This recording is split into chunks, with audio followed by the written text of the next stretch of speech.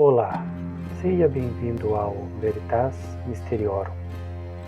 Meu nome é Roger e hoje é a sexta dos casos sobrenaturais.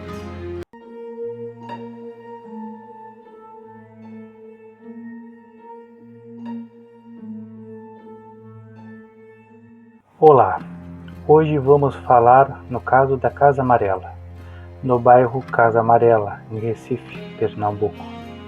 Um dos lugares mais assombrados do Brasil, com mais de um século de tragédias, vultos e mistérios que desafiam qualquer explicação.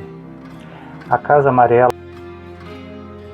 fica na Rua da Harmonia, no coração do bairro Casa Amarela, uma área tradicional de Recife, cheia de casarões antigos e histórias que atravessam gerações. Construída em 1865, ela foi projetada pelo arquiteto português Domingos de Almeida, que fugiu da crise econômica em Portugal para tentar a sorte no Brasil. O casarão é uma obra colonial imponente: 3 andares, 12 cômodos, um sótão com uma claraboia quebrada, uma escadaria externa de pedra e um quintal enorme, com um poço velho nos fundos. As paredes foram pintadas com pigmento amarelo importado da Espanha, um símbolo de status que com o tempo virou marca de algo muito mais sombrio. O terreno, comprado por 15 contos de réis, ficava perto do riacho Capibaribe, Mirim, hoje poluído e quase esquecido. Quem mandou construir a casa foi Manuel Ferreira da Silva, um comerciante português que fez fortuna com o açúcar na época do Brasil Império. Ele morava lá com a esposa, Dona Teresa Ferreira, e os 4 filhos, João, Maria, Ana e o caçula José. Manuel era amigo do Barão de Lucena, um político influente de Pernambuco, que frequentava os salões da elite recifense. Mas essa proximidade com o poder trouxe inimigos. Em 1868, um rival, Antônio José de Carvalho, espalhou que a casa foi erguida com dinheiro sujo, de contrabando de escravizados, após a Lei Eusébio de Queiroz, em 1850. O boato nunca foi provado, mas deixou uma sombra sobre a família. A primeira tragédia veio em 1870, antes mesmo das mortes mais famosas. No dia 7 de junho, um incêndio começou na cozinha, destruindo metade do primeiro andar. O Corpo de Bombeiros de Recife, recém-formado, registrou o caso no relatório assinado pelo capitão João Fernandes. A causa oficial foi um lampião mal apagado, mas uma lavadeira chamada Joana de Souza disse que viu uma chama dançando sozinha antes de tudo pegar fogo. As marcas das chamas ainda estão nas paredes, como manchas escuras que, segundo visitantes, parecem formar silhuetas. 2 anos depois, em 1872, a morte entrou de vez na casa. No dia 13 de setembro, Dona Teresa, então com 38 anos, morreu subitamente. O atestado registrado no cartório da paróquia de Santo Amaro apontou febre tifoide, mas a cozinheira Francisca de Lima contou ao padre Antônio Gomes que encontrou Teresa caída na sala de jantar, com marcas roxas no pescoço e olhos arregalados. Francisca ouviu gritos na noite anterior, como se Teresa discutisse com alguém, mas a casa estava trancada. Manuel ficou devastado e passou a se trancar no escritório do segundo andar, deixando os filhos aos cuidados das empregadas. Em 1875, outra tragédia abalou a família. No dia 20 de março, o caçula José, de 8 anos, sumiu enquanto brincava perto do poço no quintal. O delegado Joaquim Pereira liderou uma busca, mas nada foi encontrado. O poço vasculhado estava seco. Uma criada, Ana Rita, ouviu um choro infantil naquela noite, mas o quintal estava vazio. Manuel morreu 5 anos depois, em 1880, aos 52 anos. No dia 15 de julho, ele foi achado no escritório com uma faca de papel no peito. O inquérito chamou de suicídio, mas o médico Dr. Luiz Correia notou que o ferimento era raso demais para matá-lo. Vizinhos diziam que Manuel gritava à noite, como se falasse com algo invisível. Os filhos restantes, João, Maria e Ana, abandonaram a casa logo após.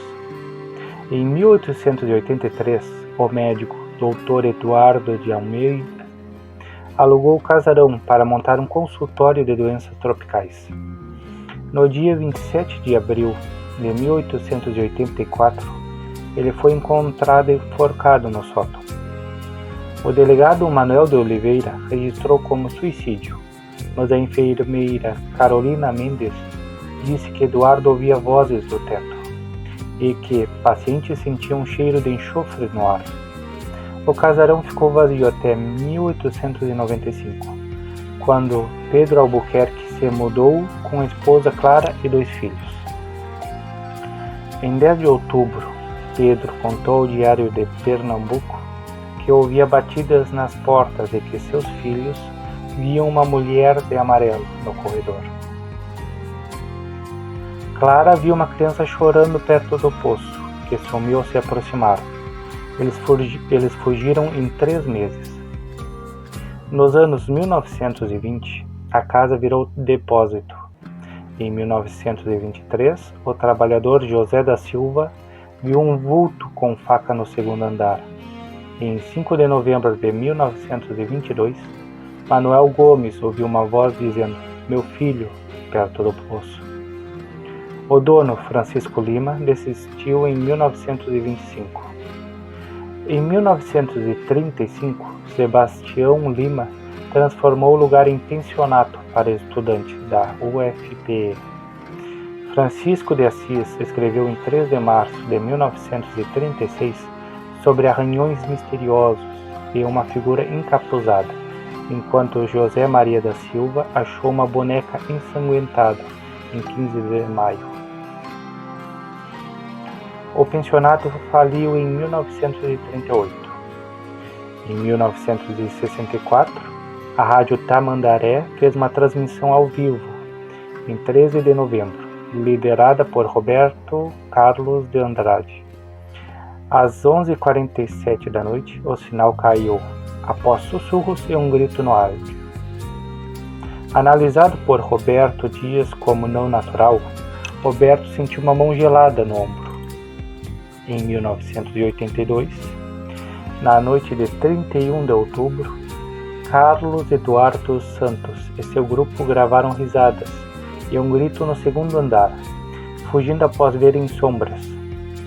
Nos anos 1990, o grupo Véu da Noite, com Isabel Cristina de Oliveira, visitou o casarão em 17 de agosto de 1992.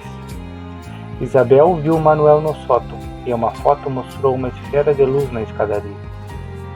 O termômetro caiu 8 graus na cozinha, segundo o relatório na Mistérios do Nordeste. Em 2001, a médium Dona Lúcia Maria sentiu Teresa procurando José. E em 2010, João Batista de Oliveira chamou o poço de portal de energia negativa. O padre Luiz Gonzaga tentou um exorcismo em 2012, mas desistiu por uma presença densa. Em 2007, Ricardo Teixeira quis abrir um bar temático, mas em 14 de fevereiro de 2008, o operário João Pedro da Costa foi empurrado por algo invisível no sótão. Dona Elza Maria, vizinha de 1985, houve batidas em noites de lua cheia. Marcos Vinícius postou no X, em 12 de janeiro de 2024, sobre uma mulher de amarelo acenando na janela. Em 19 de outubro de 2019, José Roberto Lima chamou a polícia por um grito, mas nada foi achado, segundo o BO, na delegacia da Casa Amarela. O professor Antônio Jorge Sampaio, da UFPE, fala em memória energética. Enquanto vigia, Antônio José de Souza abandonou o posto em 12 de junho de 2015, após uma criança chamá-lo na escuridão. A prefeitura tentou demolir em 1998, mas o bairro resistiu, expandindo a história a relatos de 1952, quando uma freira, irmã Clara de Jesus, visitou o casarão para orações e viu uma mulher de véu chorando no quintal. Registrado em seu diário, encontrado em 2018 no Convento do Carmo. Em 1976, um fotógrafo amador, Luiz Otávio Mendes, capturou uma silhueta feminina na janela, publicado no Jornal do Comércio em 22 de agosto. Depois de tudo que vimos, desde o incêndio de 1870 até os relatos de 2024, a Casa Amarela segue como um enigma vivo no bairro Casa Amarela, na Rua da Harmonia. Hoje, o casarão está em estado deplorável. O telhado cedeu em parte, as janelas estão quebradas, o portão de ferro foi engolido pelo mato e as paredes amarelas descascadas parecem sussurrar histórias para quem passa. Mas o que torna esse lugar tão especial, tão persistente na memória do povo de Recife, não é só o abandono físico, é a sensação de que algo ainda respira ali dentro, algo que não foi embora com o tempo. Nos últimos anos, a Casa Amarela virou ponto de debate entre historiadores, paranormalistas e até autoridades locais. Em 2020, a secretária da Cultura de Recife encomendou um estudo sobre o casarão, liderado pela historiadora doutora Mariana Albuquerque, da Universidade Federal de Pernambuco. O relatório, publicado em 15 de setembro de 2021, trouxe dados fascinantes.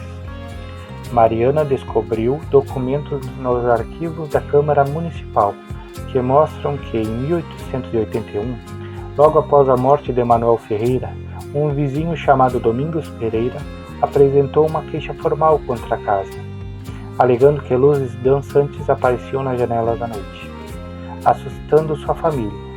A queixa foi arquivada como fantasia, mas é um dos registros oficiais mais antigos de atividade paranormal no local.